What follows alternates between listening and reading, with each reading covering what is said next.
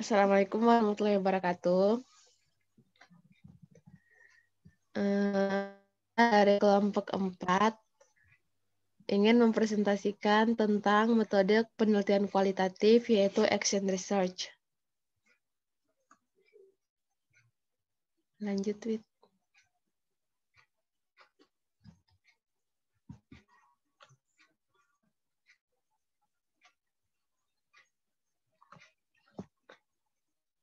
Nah, di sini anggota kelompoknya yaitu saya sendiri, Baya Rizky Sangaji, dan teman saya Widi Widya Astuti.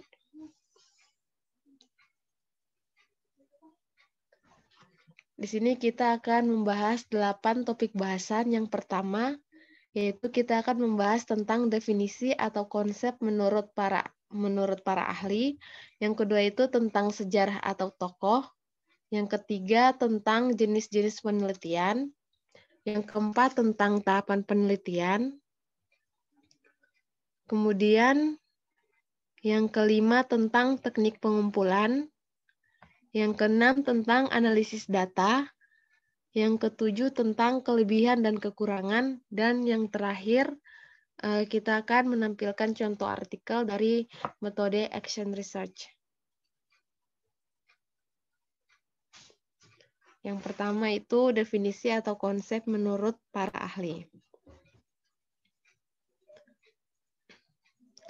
Nah, di sini penelitian tindakan atau action research merupakan salah satu bentuk rancangan penelitian, di mana dalam penelitian tindakan ini, peneliti mendeskripsikan, menginterpretasikan, dan menjelaskan suatu situasi sosial pada waktu yang bersamaan dengan melakukan perubahan atau intervensi dengan tujuan perbaikan atau partisipasi.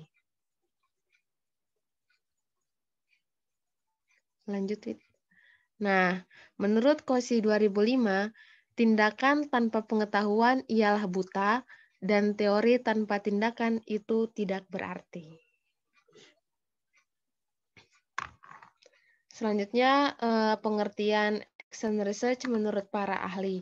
Yang pertama itu Kurt Lewin. Di sini Kurt Lewin dia mendefinisikan penelitian tindakan sebagai penelitian yang berorientasi pada penyelesaian masalah. Bentuk penyelesaian masalah ini merupakan fokus perhatian John Dewey dengan konsep belajar melalui pengalaman atau experiential learning. Kemudian ada menurut Kemis dan MC Taggart, di mana mereka mendefinisikan partisipatori ini merupakan proses sosial dari belajar kolaboratif yang disadari oleh sekelompok orang yang bekerja sama dalam mengubah praktik-praktik melalui interaksi dalam suatu masyarakat sosial bersama menuju pada kehidupan yang lebih baik sebagai konsekuensi dari hasil tindakan. Selanjutnya ada sejarah atau tokoh. Nah, di sini Bapak penelitian tindakan itu adalah Kurt Lewin, di mana Kurt Lewin ini dia pertama kali menyebut istilah penelitian tindakan atau action research melalui suatu artikel yang berjudul Action Research and Minority Problem pada tahun 1946.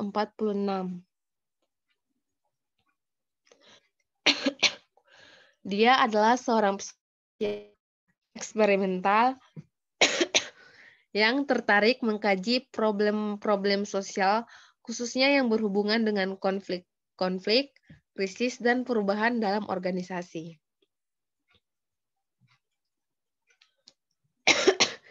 Nah, dalam perkembangannya, selanjutnya Stephen Corey ini dia memakai model ini untuk tindakan dalam dunia pendidikan. Menurutnya, bahwa dengan menggunakan action research, perubahan dapat dilaksanakan dan dirasakan. Lanjut, Wit.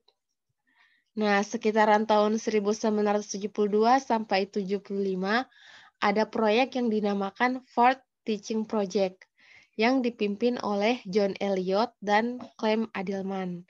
Di sini ada 40 guru sekolah dasar dan sekolah menengah yang dilibatkan dalam penelitian ini untuk menelaah praktek kelasnya dengan tindakan sebagai upaya memperbaiki dan meningkatkan pengajaran mereka.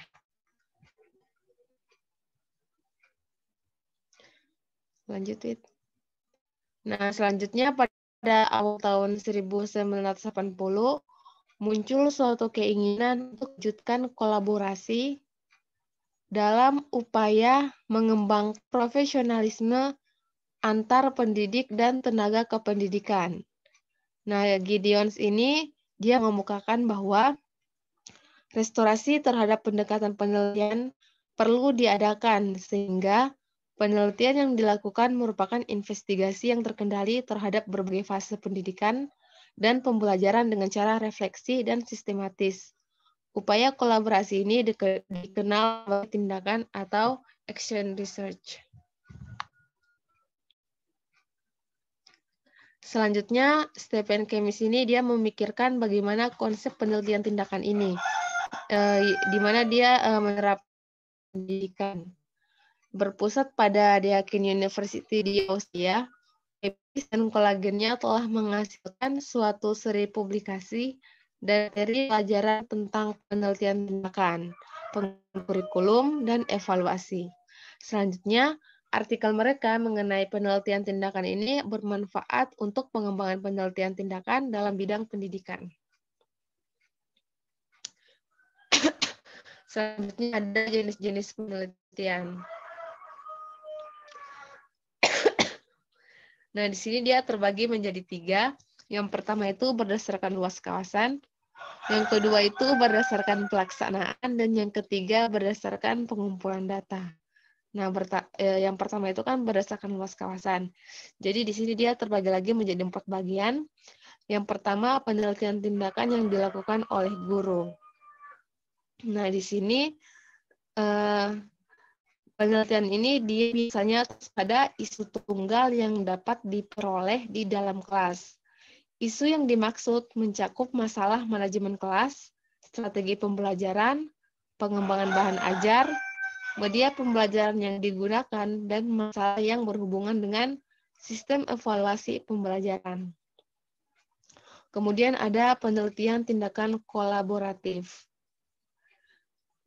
Nah, penelitian ini dia mencakup sedikitnya 2 orang guru atau kelompok guru dan orang lain yang tertarik dalam menangani masalah yang terjadi dalam ruang yang sama.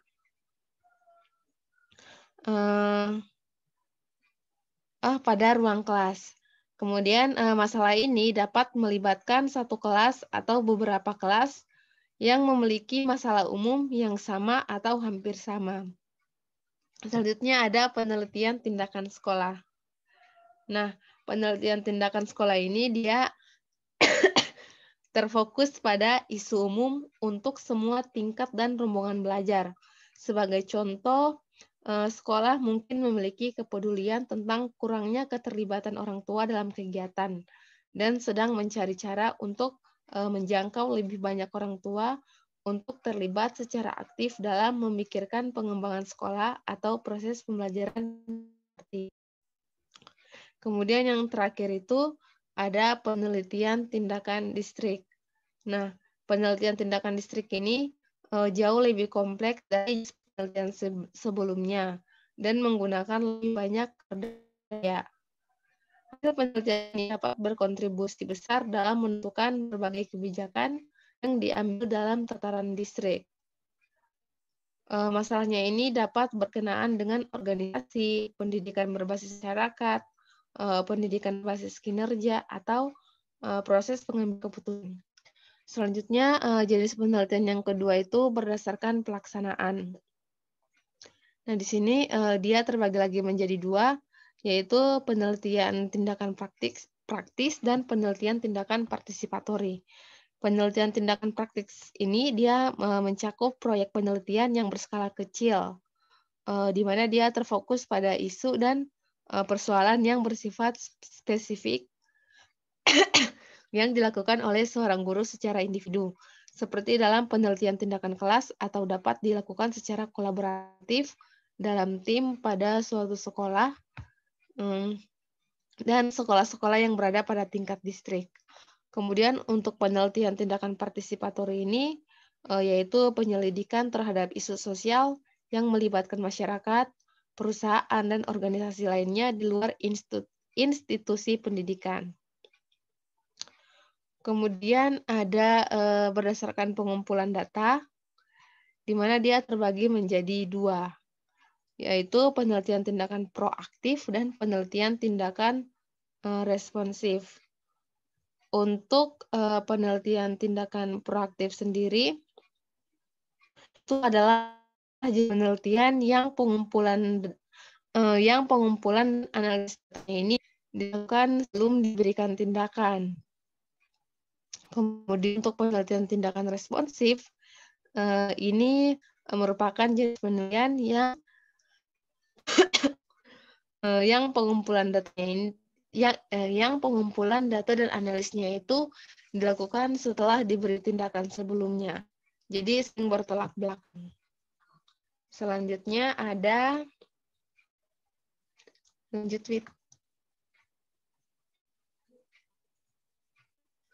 tahapan penelitian. Jadi, nah ini dia. Dari bagian yang ada di sini, dia tuh yang pertama itu kita harus melakukan diagnosa atau diagnosing. Nah, di sini pada tahap ini kita melakukan identifikasi masalah-masalah pokok yang ada guna menjadi dasar kelompok atau organisasi sehingga terjadi perubahan untuk pengembangan situs web. Pada tahap ini peneliti mengidentifikasi kebutuhan stakeholder akan situs web. Kemudian ditempuh dengan cara mengadakan wawancara mendalam kepada stakeholder yang terkait langsung maupun yang tidak terkait langsung dengan pengembangan situs web. Selanjutnya ada action planning atau kita membuat rencana tindakan. Nah, di sini peneliti dan partisipan bersama-sama memahami pokok masalah yang ada, kemudian dilanjutkan dengan menyusun rencana tindakan yang tepat untuk menyelesaikan masalah yang ada. Pada tahap ini, pengembangan situs web memasuki tahap desain situs web dengan memperhatikan kebutuhan stakeholder terhadap situs web. Penelitian bersama partisipan memulai membuat sketsa awal dan menentukan isi yang akan ditampilkan nantinya. Kemudian kita melakukan tindakan atau action taking. Nah, di sini peneliti dan partisipan bersama-sama mengimplementasikan rencana tindakan dengan harapan dapat menyelesaikan masalah. Selanjutnya, setelah model dibuat berdasarkan sketsa dan menyesuaikan isi yang akan ditampilkan berdasarkan kebutuhan stakeholder, dilanjutkan dengan mengadakan uji coba awal secara offline, kemudian melanjutkan dengan sewa ruang di internet dengan tujuan situs web dapat ditampilkan secara online. Nah, selanjutnya ada evaluasi atau melakukan evaluasi. Di sini setelah masa implementasi atau action taking dianggap cukup, kemudian peneliti bersama partisipan melaksanakan evaluasi hasil dari implementasi tadi. Nah, selanjutnya ada reflection atau learning atau pembelajaran. Nah, pada tahap ini merupakan bagian akhir siklus yang telah dilalui dengan melaksanakan review tahap per tahap yang telah berakhir. Kemudian peneliti ini dapat berakhir seperti itu. Selanjutnya akan disampaikan oleh teman saya Widi. Kepada Widi saya persilakan. Oke, baik. Selanjutnya kita akan membahas mengenai teknik pengumpulan data dari action research. Oke, teknik pengumpulan data yang pertama yaitu dapat berupa tes. Tes ini merupakan prosedur yang sistematis atau objektif untuk memperoleh data-data atau keterangan-keterangan yang diinginkan tentang seseorang dengan cara yang boleh dikatakan cepat dan tepat. Tes ini dapat berupa pilihan ganda maupun uraian pada saat pratindakan maupun pada akhir tindakan, yang nantinya hasil tes ini akan diolah untuk mengetahui tingkat keberhasilan partisipan dalam tindakan yang diterapkan. Jadi tes ini bisa dilakukan melalui tes pada awal penelitian atau pretest dengan tujuan untuk mengetahui pemahaman partisipan tentang materi atau tindakan yang akan diajarkan. Selanjutnya, tes juga dapat dilakukan pada akhir tindakan atau post-test untuk mengetahui peningkatan pemahaman dari hasil belajar partisipan terhadap materi atau tindakan yang diajarkan. Teknik yang kedua yaitu dapat dilakukan dengan cara observasi. Observasi ini yaitu proses pengamatan dan pencatatan secara sistematis, logis, objektif, dan rasional mengenai beberapa fenomena, baik dalam situasi yang sebenarnya maupun situasi buatan untuk mencapai tujuan tertentu. Kegiatan ini dimaksudkan untuk mengetahui adanya kesesuaian antara perencanaan dan pelaksanaan tindakan, serta untuk menjaring data aktivitas responden. Kriteria keberhasilan proses ditentukan dengan menggunakan lembar observasi yang telah dilakukan oleh pengamat. Dalam penelitian ini, observasi digunakan untuk mengumpulkan data melalui pengamatan dan pencatatan secara sistematis terhadap fenomena yang diselidiki. Metode observasi ini, maksudnya teknik observasi ini, digunakan untuk mengetahui segala hal tentang seperti lokasi penelitian, proses pembelajaran, atau berbagai hal yang berkaitan dengan penelitian tersebut. Teknik yang ketiga yaitu wawancara mendalam. Kegiatan wawancara ini dilakukan untuk mendapatkan informasi mendalam mengenai persepsi, pandangan, wawasan, atau aspek kepribadian para partisipan atau responden yang diberikan secara lisan atau spontan. Wawancara ini dapat dilakukan setiap akhir tindakan untuk menggali kesulitan dalam memahami materi organisasi untuk melihat seberapa jauh pemahaman dari partisipan yang telah dicapai terhadap materi yang sudah disampaikan. Teknik pengumpulan data selanjutnya yaitu catatan lapangan. Catatan lapangan ini merupakan catatan tertulis tentang apa yang kita dengar, yang dilihat, dan yang dialami, dan dipikirkan dalam rangka penyimpulan data refleksi terhadap data dalam penelitian kualitatif.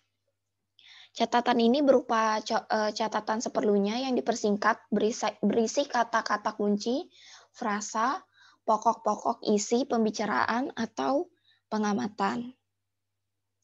Dalam penelitian ini, catatan lapangan digunakan untuk melengkapi data yang tidak terekam dalam instrumen pengumpul data yang ada dari awal tindakan sampai akhir tindakan.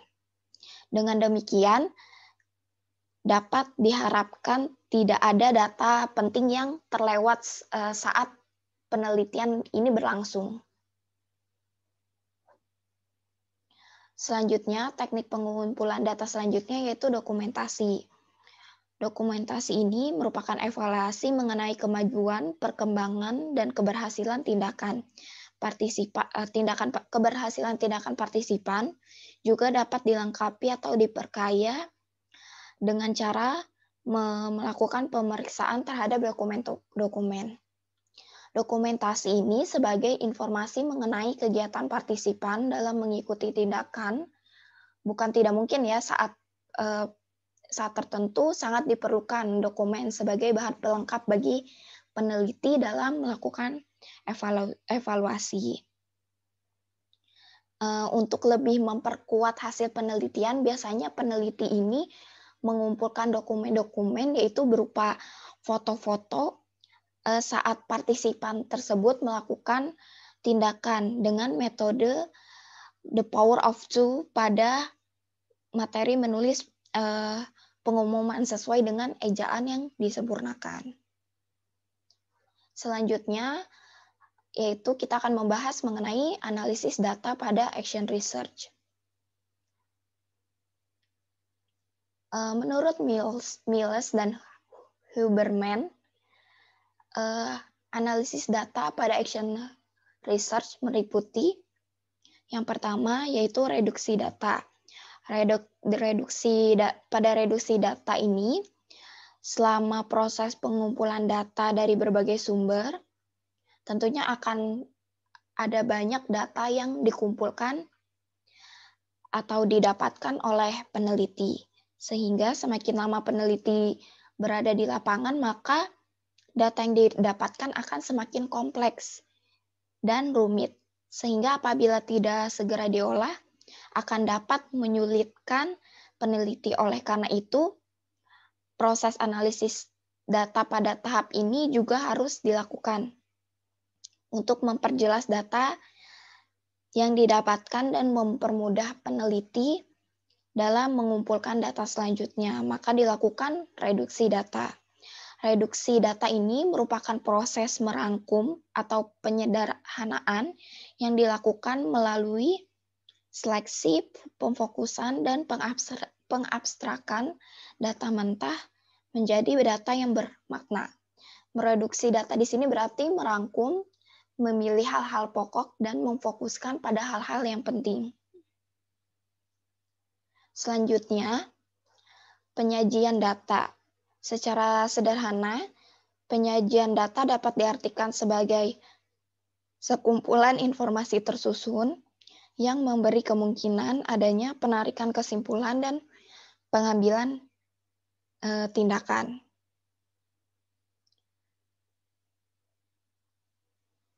Penyajian data ini dapat dilakukan dalam bentuk uraian singkat, bagan, dan hubungan antara kategori. Penyajian data ini yaitu berupa dapat dilakukan dengan mengumpulkan informasi tersusun yang memberi kemungkinan adanya penarikan kesimpulan dan pengambilan tindakan.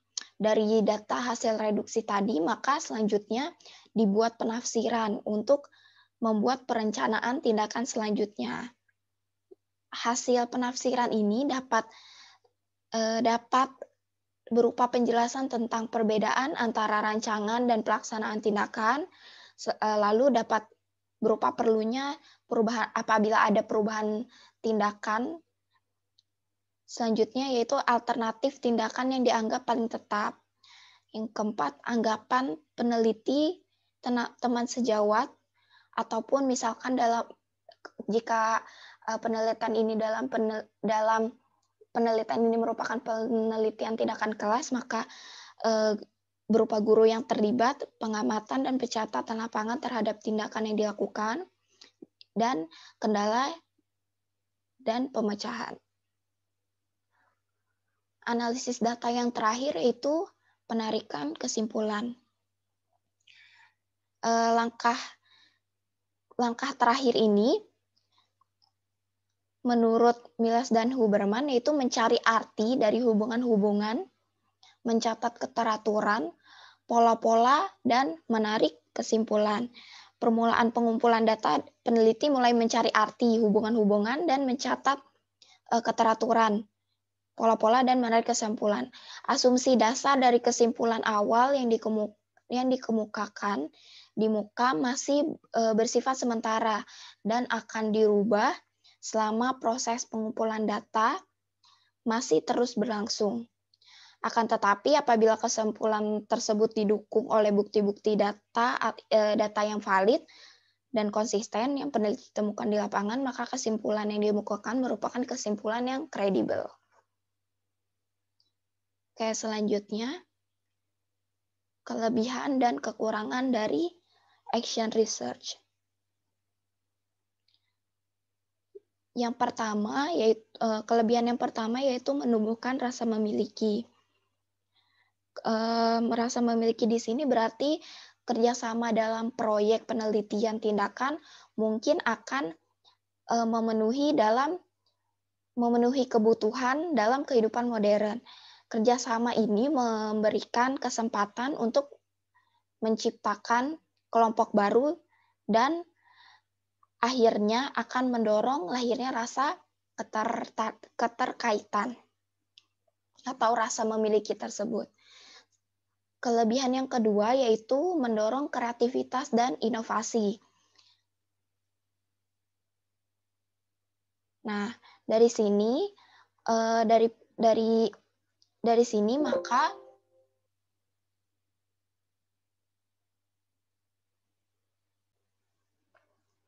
kelebihan yang kedua yaitu mendorong kreativitas dan inovasi. Di sini setelah dalam penelitian ini ketika seseorang bekerja sama atau berinteraksi dengan orang lain, maka seseorang nantinya akan menemukan bahwa setiap manusia memiliki kelebihan dan kekurangan. Dengan demikian, mereka menerima dirinya sendiri secara wajar dan melalui kelompok mereka akan memiliki berbagai cara dalam memecahkan masalah. Banyak saran penyelesaian, banyak analisis kritis, dan situasi terbuka yang mendorong kreativitas dan pemikiran kritis. Kelebihan selanjutnya yaitu mendorong perubahan. Kerjasama di sini, kerjasama dalam penelitian ini memungkinkan adanya perubahan, mencoba sesuatu yang baru yang selalu mengandung resiko ketika kelompok menanggung resiko tersebut, maka resiko perorangan menjadi kecil. Dalam penelitian ini menunjukkan dalam dinamika kelompok, banyak individu yang lebih cepat mengalami perubahan dibandingkan seseorang yang bukan anggota kelompoknya. Oke, selanjutnya adapun kekurangan dari penelitian action research atau penelitian tindakan. Yang pertama, kelemahan praktisi terutama demokratisasi. Selanjutnya, menyita banyak waktu. Di sini, pada penelitian ini, menyita banyak waktu di sini maksudnya peneliti banyak melakukan atau terjun langsung ke dalam penelitian sehingga menyita banyak waktu. Selanjutnya, kekurangan yang terakhir yaitu mengubah perilaku tidak mudah. Di sini kesulitannya yaitu mengajak orang dalam melakukan suatu perubahan. Banyak orang berpandangan bahwa perubahan adalah kerja keras, berubah dari kemapanan yang telah dinikmatinya. Maka mengubah perilaku di sini yaitu tidak mudah.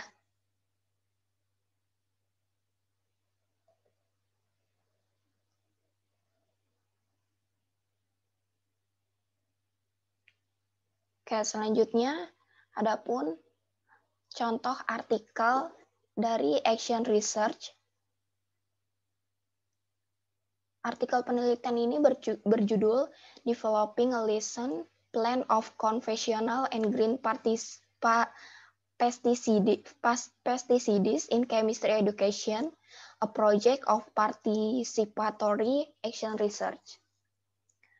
Latar belakang dari penelitian ini yaitu aplikasi penggunaan pestisida seringkali memberikan dampak bagi lingkungan. Hal ini yang membuat penggunaan pestisida menjadi topik yang menarik untuk umumnya pembelajaran sains dan khususnya untuk pembelajaran kimia. Nah, di sini penelitian kimia saat ini banyak mengembangkan alternatif berdasarkan konsep green chemistry atau kimia hijau yang bertujuan untuk mewujudkan pembangunan berkelanjutan. Pada artikel ini membahas tentang relevansi potensial pestisida untuk pendidikan kimia untuk mewujudkan pembangunan berkelanjutan. Di dalamnya memberikan pandangan singkat tentang pestisida dalam pembelajaran sains dan menghubungkan topik tersebut dengan pendidikan kimia berbasis sosio-saintifik isu.